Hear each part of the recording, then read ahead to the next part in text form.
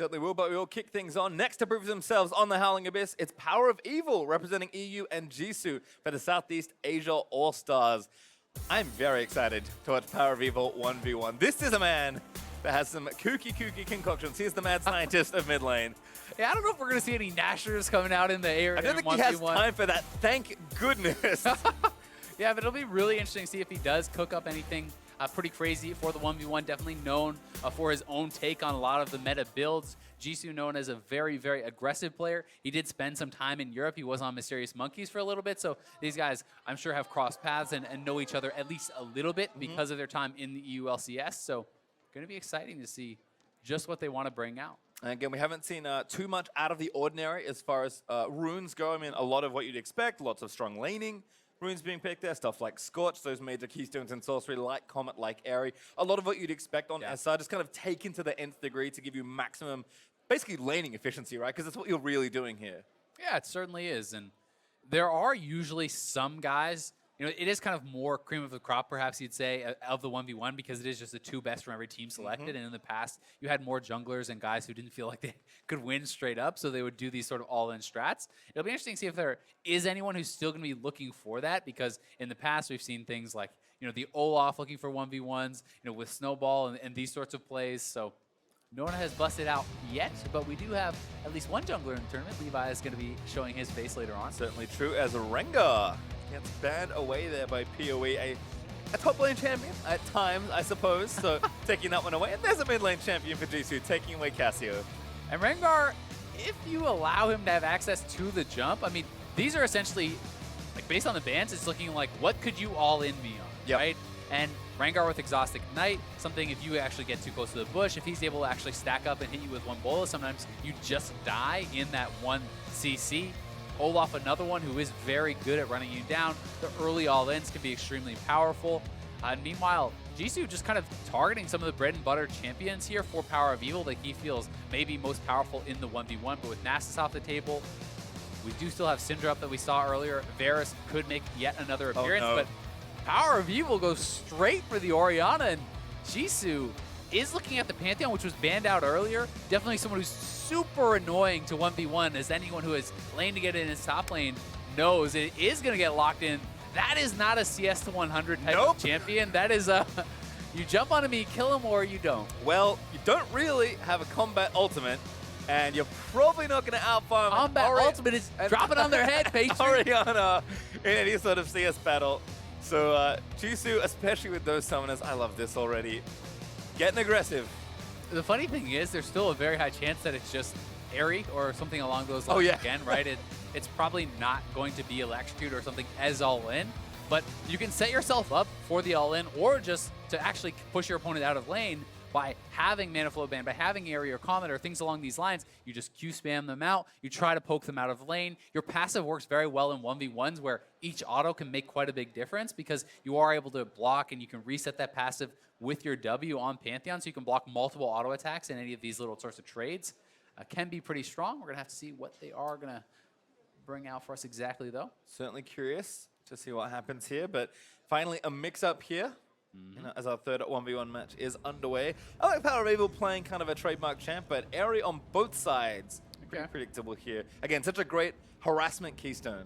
Yeah, and Corrupting Potion there, that is kind of more of a standard top lane start if you are going to go for these sorts of builds.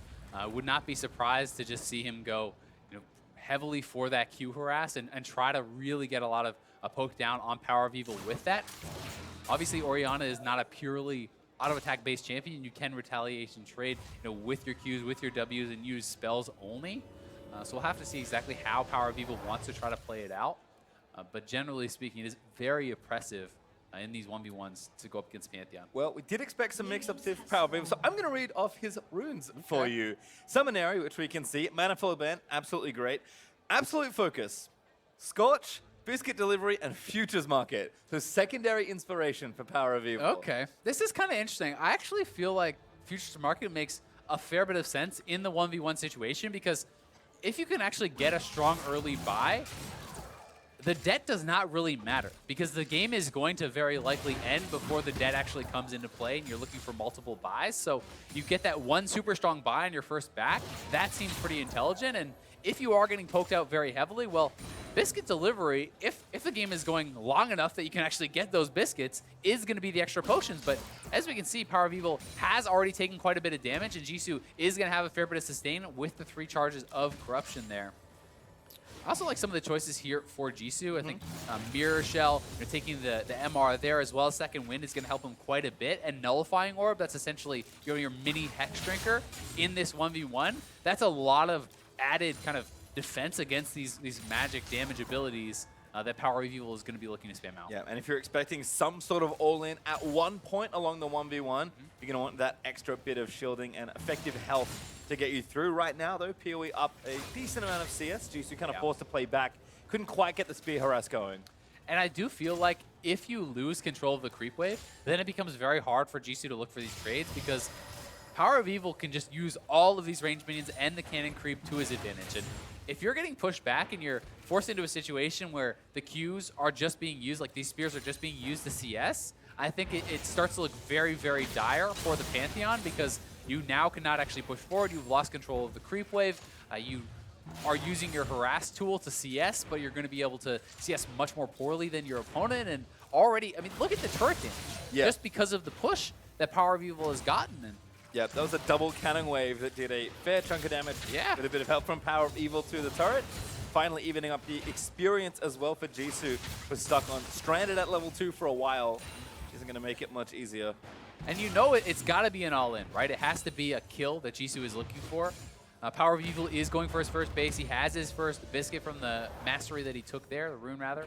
And because of his futures market, he's able to actually get a pretty big buy here, right? This is a ruby crystal, Odorans, and 3 pots on top of the biscuit. Like, even early in the game, you can go, around 200 or so gold into debt, so that is giving him those extra potions perhaps on top, which could really make a world of difference in this 1v1.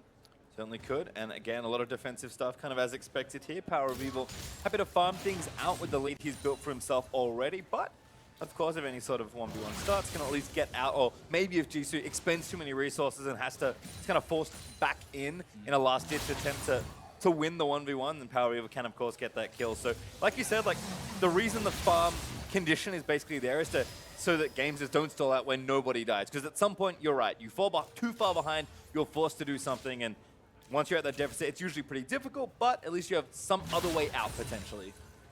And I mean, Jisu is waiting a long time to actually base. I'm wondering now if he literally is just waiting for 6 as his only way to all in. Because then if PowerOfEvil pushes too far up, you do have the ability to kind of ult in, and that is your gap closer. Like, that is your way to actually prompt this 1v1 that you finally try to force your opponent into. But he would certainly like to get a good buy, right? The turret is taking a lot of damage. He is going to have to go back pretty soon, because if he doesn't go back now, he is 6. He can use his man drop to come back, but the turret is getting low. Like, he pretty much has to all in right away. Yeah, and I actually love what PoE did there. Hits the back caster creeps, lets them get low, and knows that if he needs to, he can instantly kill them, get 6, and try and get a kill under the turret. But that turret itself might be the actual win condition here for PowerOfEvil, because it is so low. Smart from PoE, though. Just go back, right? Buy as much defense as you can here. You already know you have basically secured the game just based on the turret damage if it does not end up in you getting all in. And that's why he goes back. He buys more potions. He buys another ruby crystal. That is a lot of extra damage that the Pantheon is likely going to be unable to put out. I mean, already 300 extra HP from the ruby crystal. He has the 4 potions on top of that. Yes, there is a serrated Dirk for his opponent, but it's going to be tough for Jisu. And it feels like it would probably require a mistake here from PoE for Jisu to really be able to find an opportunity, because you can just kite back, like, and you're going to continue to have better push than your opponent with the Orianna wave clear. So unless Jisu can find a way to ult in on PoE, I don't know how it really happens from this point. Yeah, pretty egregious mistake as well, but here's Jisu with the ultimate.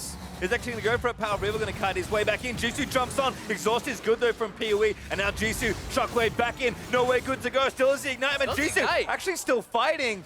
He might have gotten that kill there, but PowerOfEvil did have the barrier. And now he can push in. He can threaten the dive. He has to try to threaten the dive here. If he can get in, he's going. No, that's too far. Oh, it's a loss. He got it. Oh my God, Jisu! You're kidding me. Jisu comes up with the miracle kill there. PowerOfEvil could have just gone back to base. All the summoners were used. The ultimate was down from Jisu, and you have to think if PoE just based, he would have been able to come back and knock down that turret for sure, but he had the barrier in his back pocket. He had the confidence that he could do it.